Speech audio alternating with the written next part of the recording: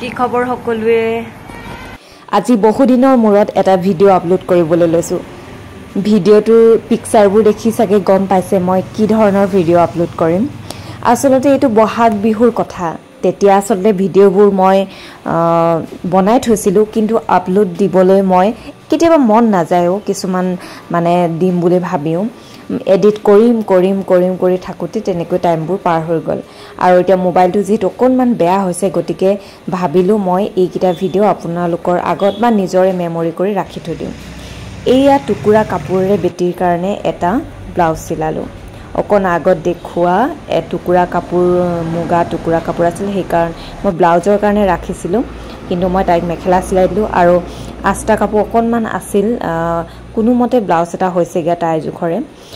কোনো জুকসুক নোলোৱাকৈ নে আন্তাজতে এনেকৈ চিলাই দিলো দুদিনমান পিন্ধিব পাৰিলে হ'ব আৰু যেহেতু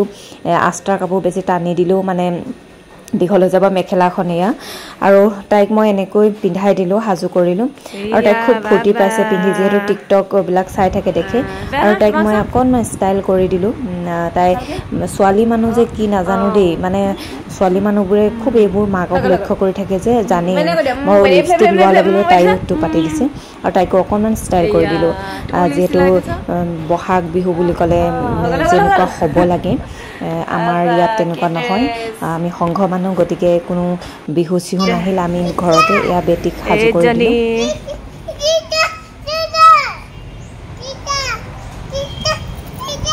নাচনি উজত খাই পৰিব এতিয়া বাপেকক বিচাৰি কাপোৰযোৰ পিন্ধিলে দেখুৱাবলৈ বাপেকক মাতি আছে বাপেকৰ খবৰে নাই ফালে এই দনি আমাৰ নাথনি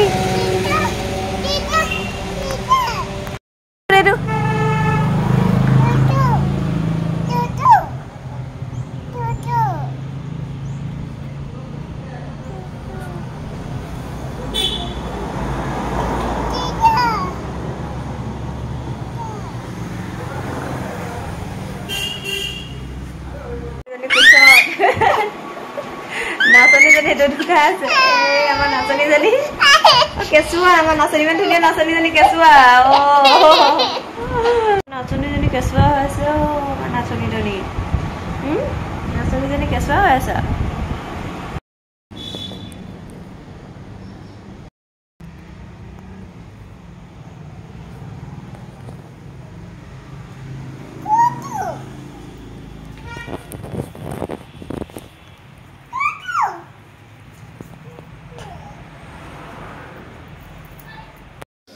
এইখিনি সময়ত আকৌ কি হৈছে দোকানলৈ তাই সমানেই ছোৱালী এজনী আহিছিল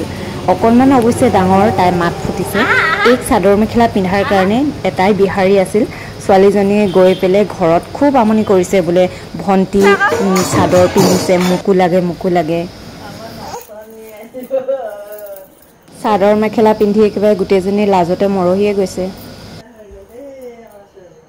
চাওদা এবলা খুসকে আহি থাকা আহি থাকা খুসকে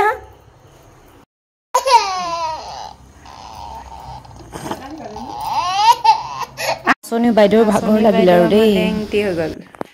এই নাচনী বাইদেউ হেৰিয়া নাচনী বাইদেউ নাচি তো ভাগৰ লাগিলে ন এই নাচনী বাইদেউ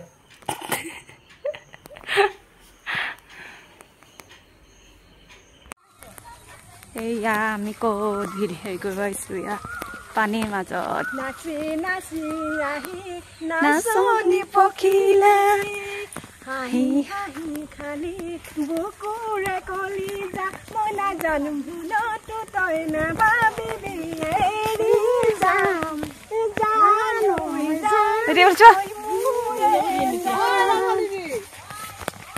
গৰু লাগি গ'ল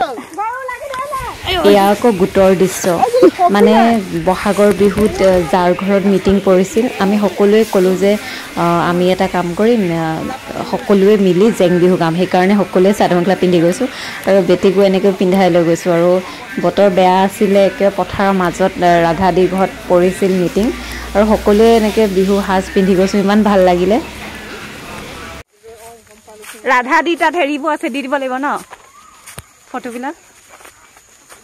দেখিছে কেনেকৈ জংঘলৰ পৰা ওলাই অহা নিচিনা লাগিছে ৰাধাদী ঘৰটো একেবাৰে পথাৰৰ মাজত এই ৰাস্তাটোৰে মানে অকল সিহঁতৰ ঘৰে আছে আৰু সেইকাৰণে আমি বাৰিষা কালত আমাৰ গোটৰ মিটিংবোৰ এটা ঠাইতে দিওঁ কাৰণ সকলোৱে ঘৰবোৰ দূৰত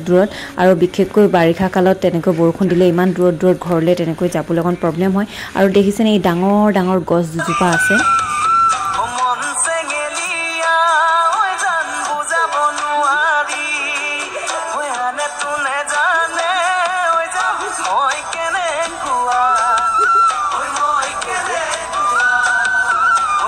উপায় নাই বৰ দুখৰ বিষয় মাক জীয়েকে নিজে ফূৰ্তি কৰি আছোঁ না বাপেকে ফূৰ্তি কৰিব আহিছে না ককাক না আইতাক আমি দুজনীয়ে আৰু একে ড্ৰেছ পিন্ধি নিজে কেমেৰাটো লৈ এনেকৈ অকণমান বিহু বুলি নাছিলোঁ আৰু দেই